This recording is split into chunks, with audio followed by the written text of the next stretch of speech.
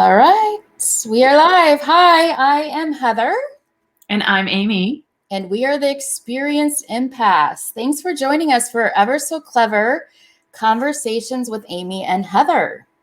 Today is our 8th episode. Woohoo! And we're going to be talking about COVID and being ahead of the curve for empaths and intuitives and perhaps parents of children who are empathic, to give you some insight to how to work with that, maybe fears, and address the issues that might come being empathic and having that alive and well here. That will be today. And we're also here to really champion the empath, intuitive, and highly sensitive, and help you thrive during a time that is quite turbulent. So that's our purpose here, is to help you bloom. Right. And if you're joining us live, we're on StreamYard, and it's a broadcasting system we're using. It might ask you for permission if you're going to make a comment. So StreamYard would ask permission to use just your image, and from Facebook, your image and your name. So if you make a comment so that we know who you are. If you don't want to give permission, that's fine. It'll just say Facebook user when you make a comment, so we wouldn't really be able to know who you are. But we would love for you to say hello when you're here. We'd love for you to make comments, questions. You know, what are you dealing with? What's going on in your world too with this COVID-19? Because we're here to help you as well as have a conversation between Amy and I, but we'd love to have you join us as well. Yeah. Also, if you have friends or family or people that you know that are empaths and you feel this would serve them, be sure to direct them here, because that's the point, is that people get support and they realize they're not so alone, and ways and strategies to help work through some of the things that are natural, and see the abilities and beauty of being that empathic, person as well. Or I always like to say empathic, intuitive, and highly sensitive. Mostly because I'm more intuitive and highly sensitive, I think. So yeah, and I think we reach all of those people. So yeah. Where should we start, Amy? I think we have a lot to say. Yeah, I'm going to start where COVID began for me. Is I trust, we talked about this, Heather, is trusting yourself. But when COVID came around, the main thing that bothered me is that we didn't know. So the real thing that was giving fear for me, I don't know if it's for me, Heather. It's a little muffled. Okay, can you hear me well, or? Yeah, now I hear you better. I hear some feedback, but what troubles me the most is, especially in guiding and helping parents with their children, is we don't know. We don't have answers. So the anxiety and the fear of how do we deal with not having answers and not knowing. So what I turn to is trusting yourself. Mm-hmm. And it goes a little muffled once in a while. I'm not sure. It almost sounds like there's a third person on, but Heather, I wonder, are you able to mute yourself, or I can mute me when you're speaking? I wonder if that's it. Let me look. Sorry about that, you guys. I can mute my. Okay. Well, I hope we're still here, you guys. I'll continue on.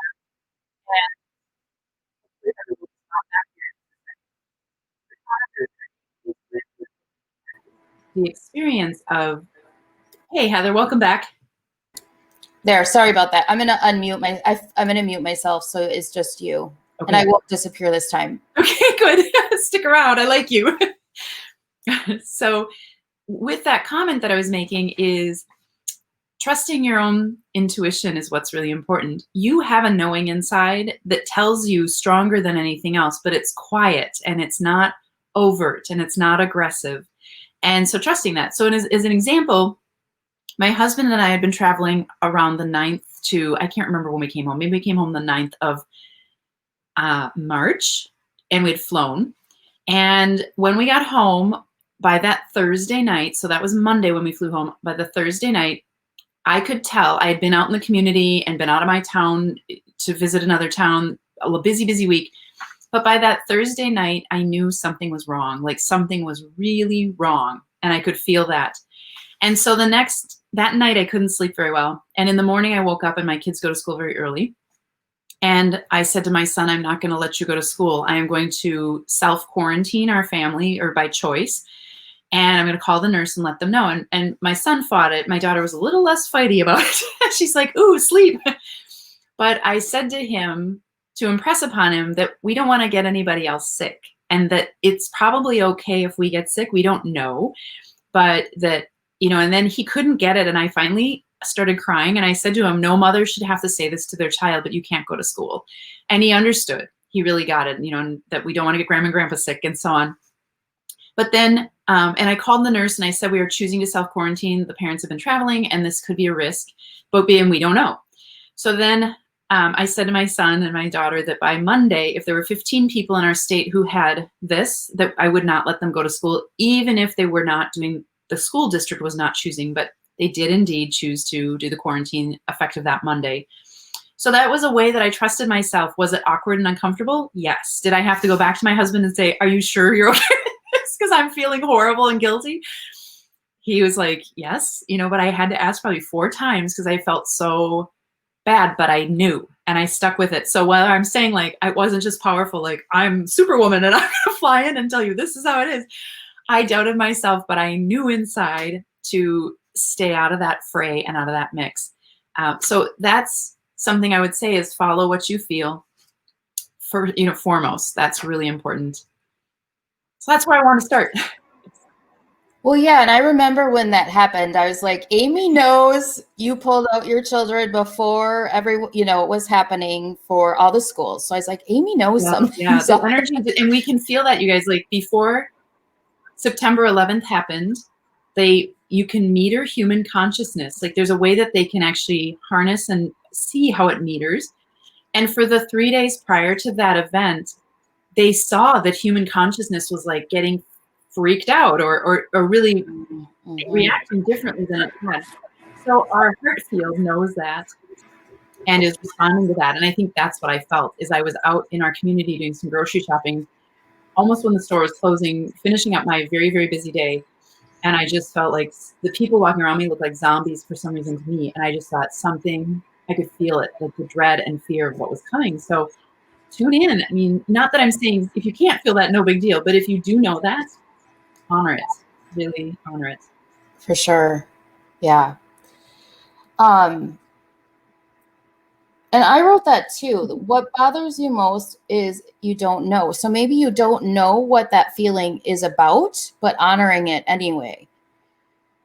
Right. And also respecting that we don't know, and that's okay. Like things will still work out.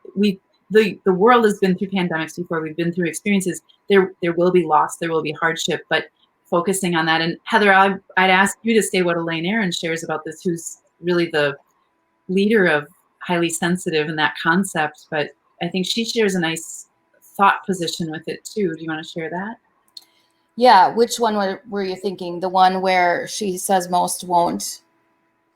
Well, that is what big picture. All of them. Why don't you?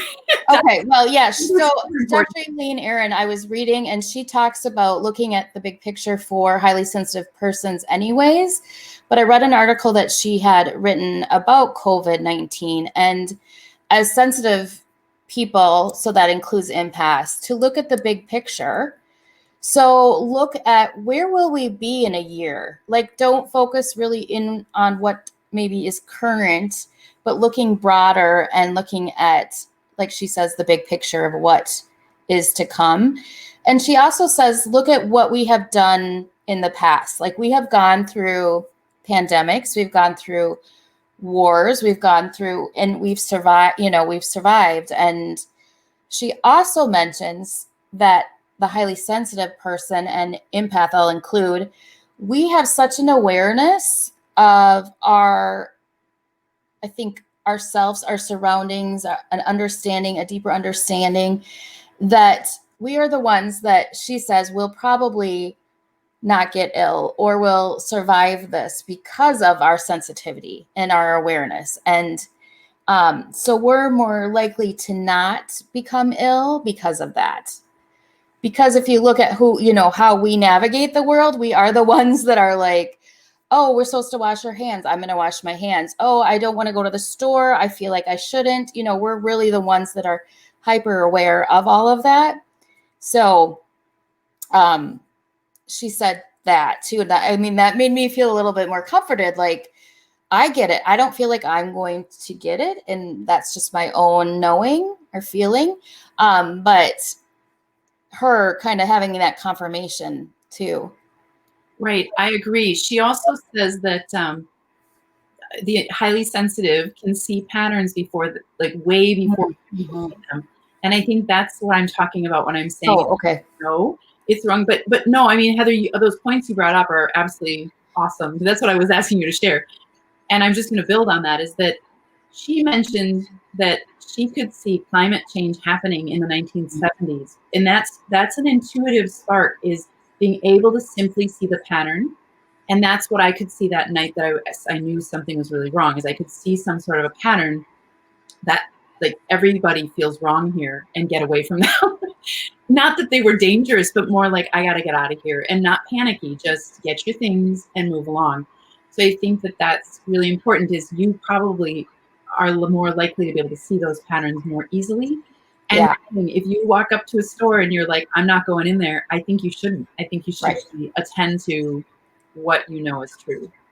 When you were tuning into that emotion too, because you're saying the panic, or that you could sense that. Right. Well, I didn't feel panic, but I'm telling you, I did not panic. No, you didn't. But And I didn't feel panic. And I could have been like, oh my gosh, but I could feel dread and zombie-ish. Like, nobody was making eye contact. Yes. We just were. I remember that feeling. And I thought, what is the matter here? Something, but I could see those little subtleties that I don't think most of society sees. Oh, right. That's where we can really use that to our advantage, of like, do you see husband of mine? All these people seem like zombies. He would have said no. Right. He's intuitive, but very different from me. He actually sees the big picture very naturally, with bigger things. So it's just noticing the patterns around you, and you will see something doesn't feel right to you. That's that. Yeah.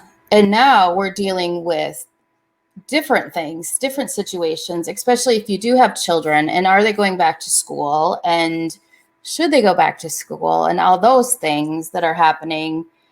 So I wanted to just touch base on that for the mom. This is a lot of change for us to have children home that aren't probably normally home. And as empaths and having children, I know that that can be really stressful for us. For sure. For our son, who is in school still, he's going to school every other day for now, in the beginning here, starting in a couple weeks. So we'll see how that goes. But for empaths and highly sensitive people, I know it's hard, because we're used to, and we like to have a schedule. So I don't know. For us, it's like looking forward to at least one thing during the day. Right? You laugh at me. Kind of like, cling on to one thing. I mean, Hang on, just grab onto one happiness. Oh, you could look at that as swinging through the trees like Tarzan. Right. Well, and I just want people to know too that the struggle is real, and not that they're alone in this, because I feel like some people are adjusting more, and some are still really struggling. And I think the shift in now going back to school from being home is going to be another change for us that are moms. Well, and I'll tell you something that's helped me, is I've shifted my focus to things like knitting and watching movies. And I have a knitting group that meets online. So that's my social outlet that is also helping me be creative at the same time. Yeah. And now I see myself really interested in taking time at night, instead of watching TV with my husband or doing something with my kids. I will actually sit in my office and do catch up on some work sometimes, or watch something that is growing me. Like right now I'm watching this, somebody told me about the science of joy or happiness. It's through Yale, and it's free. So I connected to that to just watch and hear, I'm sure, well, you and I probably know most of the things in there, but it challenges you to actually try and do those things. Right. So I think that sometimes having another focal point and giving yourself, when you say something consistent or a structure, I kind of like things loose, so that I can just roll with how life goes. But I do like to know I'm doing things that feel good to me, or I don't feel like I did anything valuable during the day. Right. I have high standards. Yeah. Yeah. Well, and I just try to have a little bit of consistency in the morning. So, what I do, like a little ritual in the morning, and that makes me at least start the day feeling like I've accomplished something already. So I think that with people, with children too, if you can have some moments of having something that's for you. I know Amy talks about self-care and has in the past how important that is, and whatever practice that is for you is really not even an option. That is like necessary as an empath. Which is kind of a tricky piece, because it's like we just want to live or be able to eat that or be able to do that, and it makes life seem like it's a little more challenging, but it's a benefit to us, and it supports us so well. Yeah, A gal named Kelly Ratty, I think you might know of her, Heather. I do. Yeah. And she has a book called, it's like Wonder Woman looking on the front, but I think it's called Wonderful. But one of the strategies in there is to write down 3 things that you want to do that day that you want to actually complete, and only do those 3 things. And then after that, it's free time. So it's like, that you have to get these 3 things done. You complete them. And the first day I did it, I got everything done by 11 a.m. And I thought, oh, what am I going to do? Free time. I'm going to go and play in the garden. Go on a bike ride, go on a walk.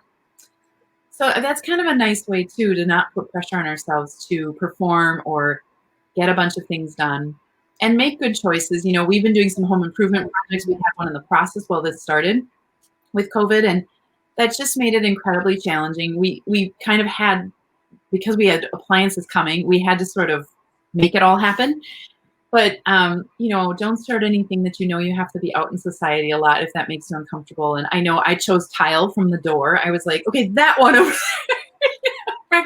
Right. Right? And that was just sort of like, who knows? Maybe put some extra pressure on us. So think about things you can take off your plate.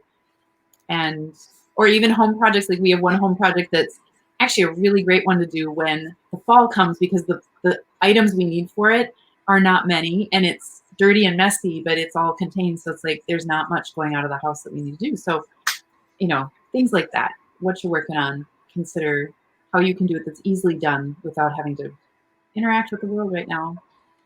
Yeah, and that's what I was going to say too, is do what feels good for you. And you, in the beginning, we already even said this, you have this knowing, and tuning really into that. It is so important right now, because we got to do what's best for us and our family. I mean, there's so many posts about things and conspiracy and whatever and stuff about all these things, but really what feels right for you, what feels right for your family, do that. It's true. And to me, the most essential thing in our world is for all of us to be in touch with our knowing. And how many times in your life have you been told somebody knows better for you? Yeah. And Heather and I mentioned in one episode that we probably know somebody better than they know their own selves, because we're so sensitive to that degree. But the truth is, this might sound funny, but this is really true. We are leaders in our society because we are actually different and we can sense things at a higher level. So we are able to move that society forward. And I would advocate that knowing is something that is essential to balancing how we are as a human species, how that works. So really do trust that. And again, you might need backup of like, is this okay? And I'm not going over the top, or the security of, because I'm impacting other people's lives. I want to make sure I'm not overstepping something, but the knowing was so strong. If I hadn't said it, I would have probably been sick all day. Like our immune systems, we'll talk about that in a deeper episode, but how that affects us to that degree. So Yeah. All right. Shall we wrap this one up and continue our deeper discussion? Absolutely. But we thank anyone that watched us live and watches the recording. Thanks for being here. Yeah. Thanks for being here. And then we do have our Patreon site. I'll put a link here after we're done with our next recording. I'll put the Patreon site link. But we're on there. We have a deeper discussion after this, and you can access that if you are a member of our Patreon. Absolutely. So join us. So join us, because we're all about supporting you, and in exchange, you're supporting us in our writing and getting more of our guidance out into the world. Do you have anything to add on that? I don't, Heather, because I think good job. Thank you. Well done. And then our next episode 9. Oh, you know what? I don't know if I have it written here, Heather. Oh, I have it. I have it this time. Good. I'm glad. Okay. So join us next time. We'll do helping your partner be an empath advocate, support person. How do I get my partner to understand me? Ooh, that's a good one. If you're not partnered up, you can also, that could be friends. If you have friends Yeah. that fall into a different category of they're not as sensitive, you can also use these ideas with them as well. So yeah, for sure. All right. So join us next time. Thanks, everyone. All right, thank you. Bye-bye.